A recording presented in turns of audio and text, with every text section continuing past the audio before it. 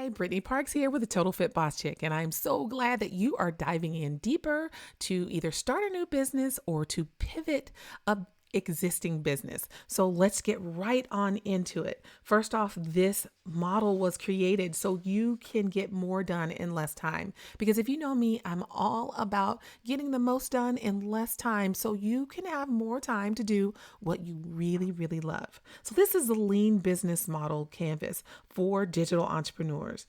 If you're ready to design, validate, or pivot an idea, then the Lean Business Model Canvas is for you. Created by yours truly based on the Lean Canvas and the Business Canvas model. It's like the best of both worlds, and it gives you a comprehensive visual plan broken down into key components to display everything you need for your business all on one page. It's the basics that you'll need for your website content. It's the messaging so your customers know what you do and how you speak to them. And it even includes where you should be spending your time and how you'll get paid and everything else in between. So I'm so excited you're taking this opportunity to dig deeper and invest further in yourself and your business. So why spend tons of hours, resources, and frustration when we can have this whole thing completed in less than an hour? Let's get going. Now, before we get started, let me just tell you this, guys. The quick instructions are you can click right into each one of these boxes because it's digital. Prefer the digital method because it allows you to be more pliable and make changes because remember, we're validating or you're pivoting an idea. So it's like a virtual whiteboard. Allow yourself to type in some information and you can move, erase, do things if it's not a fit. However, if you want to print things out, you can definitely do that and write into the spaces. And there are prompts there for you on page 2. They're prompting questions. Page 3 is more blank, so you can just go with that. You also can do a hybrid. So if you decide that you are a person that likes to print things out, but you might want to move some things around, if you printed this on regular size paper, you can use the tiny Post-it notes and make notes, make changes, pull things away, bring things back, do whatever you want to do and kind of have the best of both worlds. So let's get right on into it. So number 1, on the far right-hand side, it's the customer segment. So of course, you're probably looking at this model and you're wondering, why are the numbers all over the place? Well, not to worry. The numbers are all over the place because we're starting with the customer first. When we have a business, we need to focus on the customer. If you had a sandwich shop and you're trying to figure out where should you put the sandwich shop, this is a very interesting question. A lot of people say, I'll put it on a busy street and I'll offer the greatest ingredients and I'll do all these amazing things. Ultimately, you need to place it where people are hungry. And that's where we start. So let's start with the customer, where they have a problem, where they have a need that you can fix. Who do you want to help? Who are your people? List your target customer. Visualize your persona and give them a name. It's for mental reference. When you have tied something to an actual name, it makes you connect better and it will help you with your overall messaging. So before we actually dive into messaging, let's step over to the problem. Now you can know right off the top of your head what problem your customer or your potential customer is having, or you can use something like Quora or Google or answerthepublic.com or maybe Facebook groups to find out what problems your customer is having. So maybe a podcast is struggling with having a professional sounding product because they don't have much time to create and they don't have much time to build an audience. So let's go back over to your messaging. So you know their problem. They don't have much time to edit. And so therefore they're not able to spend much time building their audience. And they also have a problem because they don't have much time to create content. So if you go back over to your messaging under segment number 1, this is your time to shine. Maybe you would say something like, I help podcasters sound great by providing professional post-production and editing services so they can focus on creating great content and building an audience they love. That's your messaging. That's your bio statement. So that's who you are, what you do, what you provide, and who you provide it to. Okay, so let's move on from there. Now we know our customer segment, we know their problem, and we know our message to them. We are moving on to number three, the revenue stream. So, this is where you're going to get your money. So, again, we are going to stay brief. So, are you going to have a value ladder or a funnel process? Is this going to be something where you have licensing or maybe a subscription, maybe affiliate marketing or advertisement on your website? You want to know how you're going to make your money. Also, think of multiple streams because as a digital entrepreneur, it's very easy to have multiple streams of income for your product or your service. So, we don't want to spend a lot of time or energy on this right now, but think about how many revenue streams you can stream together. No pun intended. Anyway, on to the solution. So now, how are we going to solve the problem?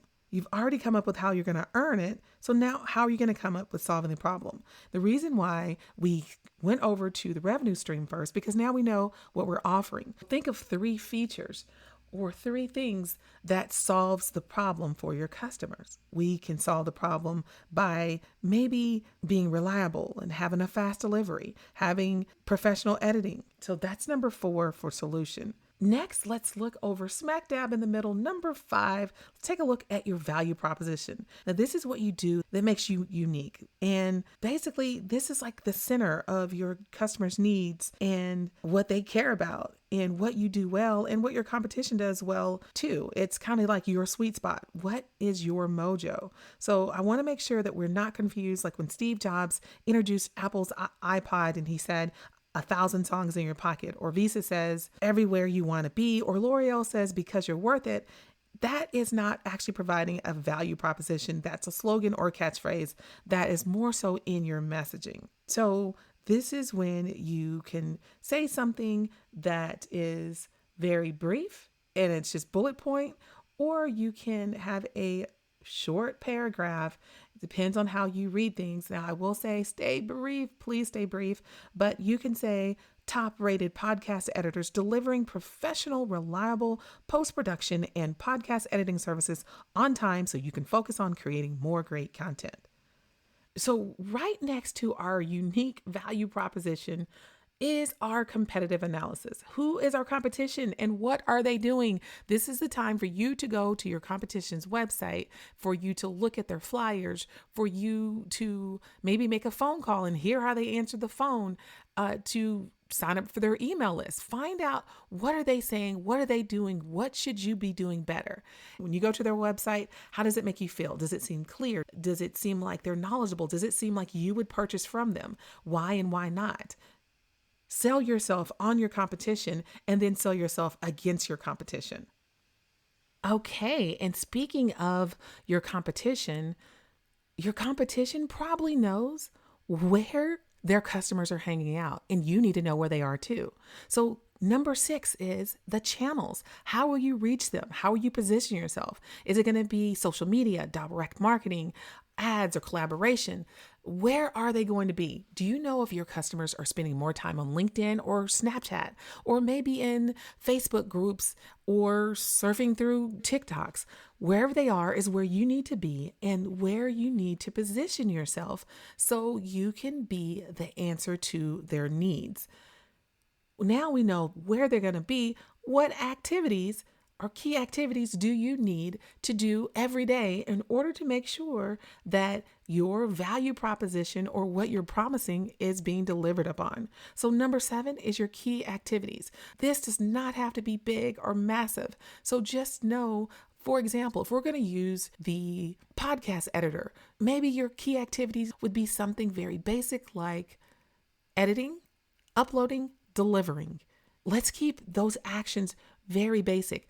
We will then use some of this information in this area to actually help us build out much greater things and KPIs. So we know what our return on investment, we know what our goals are, and we also know our work processes and how we can improve things. But right now, what key activities do we need to do to move the needle? So think of the goal that we're trying to reach, and then step back and think of what activities, the basic activities that needs to be done in order to reach those goals. Next, we are at number 8, the cost structure. So this is how much is it going to cost for you to get everything started, to maintain or to grow your business? How much is this all going to cost you? So how much is maybe a website? How much is maybe an email marketing service or CRM? Now, I have an affiliate list that would be incredibly helpful to anyone getting started and trying to get those costs super quick without going through and trying to figure out each one. I have some of the best pricing on this resource list that could help you get those answers quickly so you can get on to moving to number 9, which is customer relationship. So how do you engage? How will they travel along your value ladder? So how are you going to reach out to them basically? How will you attract them? Are you going to maybe have a freebie?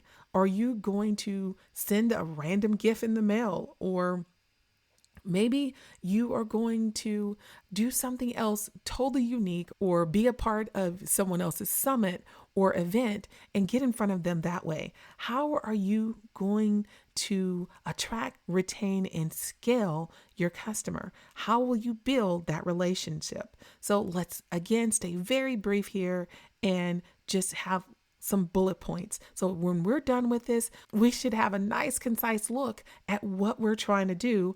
And this should all happen in under an hour. Now, guys, I'm also going to include a few examples of some larger companies that will kind of get those juices flowing so you can see what it is and how simple this entire thing is.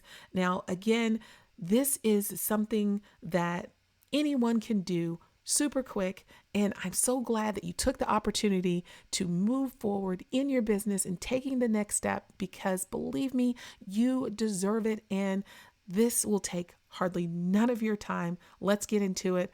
I believe in you. Let's go for it. And I can't wait to see you on the other side.